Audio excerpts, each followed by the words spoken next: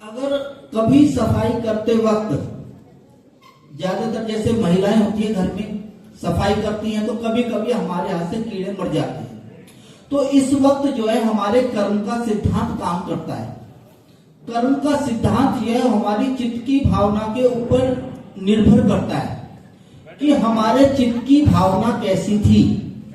जो मेरे हाथ से मरा कोई भी प्राणी, क्या वाकई मैं उसको मारना चाहता था? आपने भी स्टैंड खरीद लिया। अगर मैं मारना चाहता था तो मुझे दोष लगेगा ही लगेगा। पहली बार चैनल। अगर मेरी भावना उसको मारने की नहीं थी और वो मर गया तो मुझे उसका दोष नहीं लगता। जैसी चित्त की चेतना वैसा ही उसका फल हमें प्राप्त होता है। जैसा अगर आप विपश्यना सेंटर गए हैं तो विपश्यना सेंटर में इस चीज को एक अच्छे से समझाया जाता है। जैसे दो लोग हैं, एक आदमी है और एक आदमी यानी कि चोर है, वो पैसा छीनना चाहता है और वो निकालता है चाकू और पैसे छीनने के लिए एक आदमी के पेट में चाकू मारता है और जैसे ही चाकू मारता है आदमी मर जाता है। ठीक है, क्या हुआ यहाँ पे? कर्म क्या हुआ? चाकू मारा पेट में और आदमी मर गया। एक आदमी ऑपरेशन करवाने के लिए जाता है, डॉक्टर कहता है ऑपरेशन करना पड़ेगा तभी ठीक हो सकता है।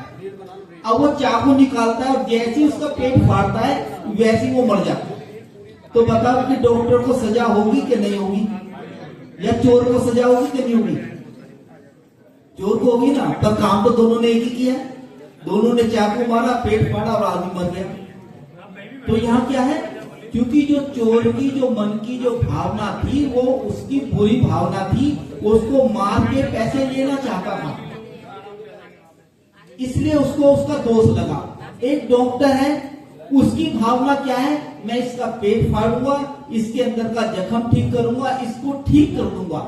तो उसकी भावना क्या है? उसको बचाने की भावना है। तो यानी एक आदमी की जो मन की भावना होती है उसके हिसाब से उसका रिजल्ट आता है। अगर इस तरह से कोई मर जाता है या वैसे हो जाता है तो उसके हमें दोष नहीं लगता। हाँ, अगर जैसे कि तुमने देखा कि जाला छुटाया और वो भागने लगी मकड़ी और आपने झाड़ू लेकर उसे मार दिया, अब आपने दोष कर दिया क्योंकि अब आपने उसे मारा है, उस वक्त दोष लगेगा।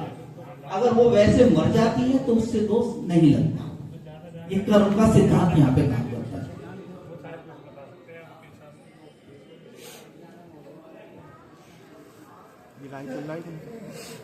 अगर आपको मालूम है कि वो मरेगी ही तो आप फिर आप ऐसा काम कर ही क्यों रहे? पॉइंट आप मत करो। मिले किया है क्या? पहले तो किया हुआ था, पॉइंट चल रहा था जब चालू किया आपने तो 1-2 सेकंड उसको जब हमें पता है कि मैं झाड़ू उठाऊंगा और मैं इसको करूंगा साफ तो मर जाएगा, तो आप ध्यान से काम कीजिए।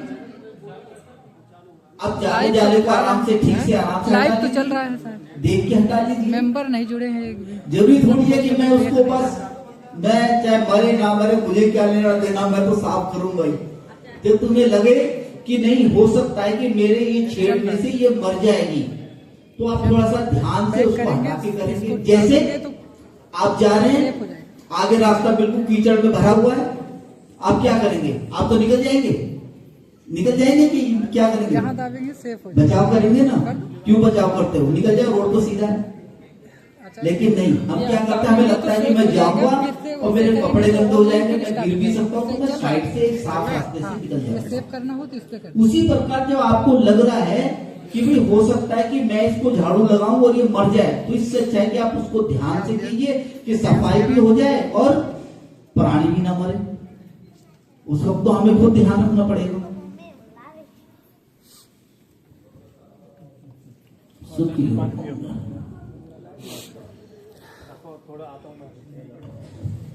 जी, बहुत बहुत साधुवाद आदरणीय भंते जी, आपने इतने मंगल विचार रखे और हम तमाम लोगों को अवगत कराया कि वास्तव में अगर कोई भी व्यक्ति अपने जीवन में बुद्ध के जो 5 सील हैं जो कि उपासकों के लिए दिए गए हैं, अगर उनको धारण करते हैं तो उनका बहुत बड़ा चहुमुखी विकास होगा। तो बहुत बहुत साधुवाद भंते जी एक बार फिर से।